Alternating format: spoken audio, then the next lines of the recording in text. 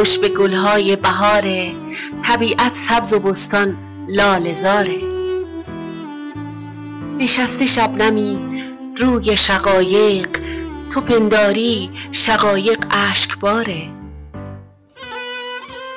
نسیمی آورد مژده ز بستان، که بلبل مست و گل هم بیقراره. به گلشن رفتم و دیدم در آنجا، گل مریم نشانی از تو داره. سپید و پاک و زیبا و دلانگیز، گلی خوشبو عروسی با وقاره. به خود گفتم میان این همه گل، خدایا این گل یا روی یاره.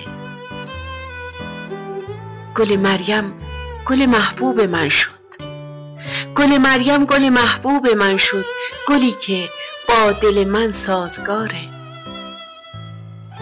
از آن پس هر زمان هر دم دل من، به دیدار گلم امیدواره.